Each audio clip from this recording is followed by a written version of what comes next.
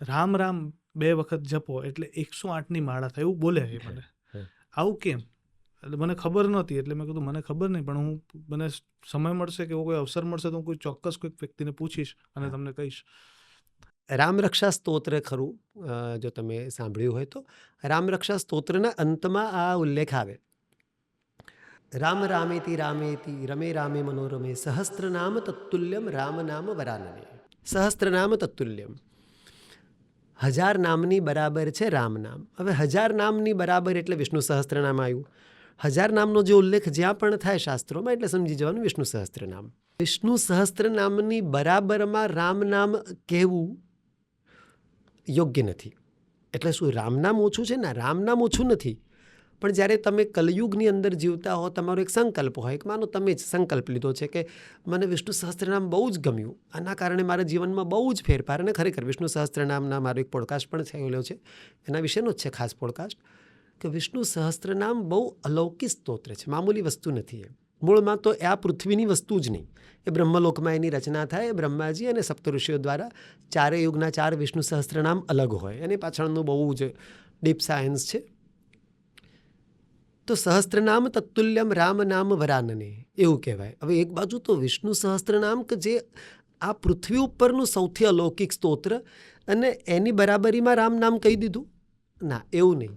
વિષ્ણુ સહસ્ત્રનામના જે પણ નામો છે, 1000 નામ, એ બધા બહુ ક્લિષ્ટ નામ છે.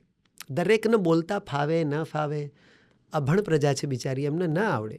પણ પ્રભુ શ્રી રામના 24 અવતારમાં રામચરિત્ર એટલું ઉદાત્ત ને એટલું મહાન ચરિત્ર છે કે તમે એ જ રામ નામને જો 1000 વખત લો તો એ વિષ્ણુ સહસ્ત્ર નામના 1000 નામ લીધા બરાબર જ છે.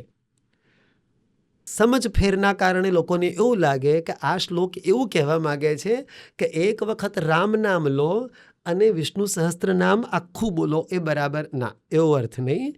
તમને બધા નામો ના આવતા, જેમ કે વિષ્ણુ સહસ્ત્રનામને તમને 1-2 લાઈન બોલીને બતાવું. ઓમ વિશ્વમ વિષ્ણુર વશટકારો ભૂત ભવ્ય ભવત પ્રભુ ભૂતકૃત ભૂત ભૃદભાવો ભૂતાત્મા ભૂતભાવન ભૂતાત્મા પરમાત્મા છે મુક્તાનામ પરમાગતિ અવ્યય પુરુષ સાક્ષી ક્ષેત્રજ્ઞ અક્ષરેવ છે. આ રીતે આ બધા નામ છે પ્રભુના. આ બધા સ્તોત્ર રૂપે, હું જે બોલી રહ્યો છું સ્તોત્ર રૂપે છે. આ બધાને તમે અલગ અલગ કરો, એક એક નામને અલગ કરો.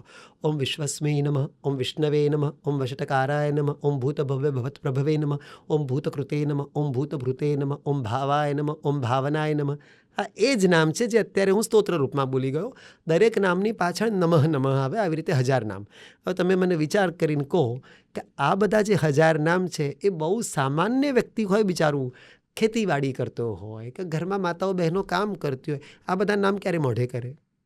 આજે મોબાઈલનો જમાનો છે કે તમે મોબાઈલ લગાવીને રોજ સાંભળશો તો તમને લર્ન બાય હાર્ટ થશે, થોડા દિવસો પછી મુખપાઠ થઈ જશે. પહેલાંના જમાનામાં મોબાઈલ નહોતા, પુસ્તકો પણ નહોતા, પરંપરામાં ચાલ્યું આવે તો તમને કદાચ સાંભળવા મળે. તો શું આવા લોકો એનાથી અલિપ્ત રહી જાય? ના. એના માટે ઋષિઓ દ્વારા કહેવાયું કે 1000 વખત રામ નામ લઈ લો. રામ નામ સહજ છે, એની આગળ તમે શ્રી લગાવો ના લગાવો, ઓમ લગાવો ના લગાવો, દુનિયાનો સૌથી નાનો મંત્ર. આ જ નામ તમે 1000 વખત બોલી જાઓ, એ વિષ્ણુ સહસ્ત્ર નામ 1000 વખત લીધા બરાબર જ છે. આ મૂળમાં એનો અર્થ. બહુ સરસ. કારણ કે આ છે ને, એક સમય એવો હતો કે જ્યારે લોકો જોડે પુસ્તક પણ નહોતા, કદાચ જેની જોડે હતા તેમની જોડે વાંચવાનું એટલું શિક્ષણ નહોતું. આપણે બહુ નસીબદાર છીએ ભાઈ, બહુ આપણે એટલા ગજબના સમયમાં જીવી રહ્યા છે. હું તો પ્રેક્ષકોને પણ ખાસ કહીશ કે આ વસ્તુનું ક્યારેક બેસીને મનમાં, કોઈની જોડે નહીં, 1 કલાક ખૂણામાં બેસીને ચિંતન કરો કે આપણે 100-150 વર્ષ પહેલાંના લોકોની માનસિકતા ને એમને મળનારી સુવિધાઓ ને એમને જીવન પદ્ધતિઓને જોઈએ તો આજે આપણે કેટલા ગજબના સમયમાં જીવી રહ્યા છીએ. આ બહુ મોટું વરદાન છે આ સમયમાં આપણું જીવન હોવું, એ બહુ જ મોટી વસ્તુ છે. પણ તકલીફ છે કે સુવિધાઓ મળી, જીવન સરળ બની ગયું, પણ એ પછી ખોટા માર્ગે જઈ રહ્યું છે. પણ આ જ જે સ્વાર્થી મનુષ્યો છે, જે સુવિધાવાળા જીવનમાં જીવે છે, એ લોકોના મનમાં એવો પ્રશ્ન એ થાય કે રામ નામ જપવાથી લાભ શું થાય? અરે, રામ નામના તો ગણો એટલા લાભ ઓછા. રામ નામના લાભ તો ભાઈ શું કહું, એના માટે તો થોથાના થોથા ભરીને લખીએ તોય ઓછા છે. વિષ્ણુ સહસ્ત્ર નામ માટે હું તમને કહું, રામ નામ માટે પણ એ જ નિયમ લાગુ પડે.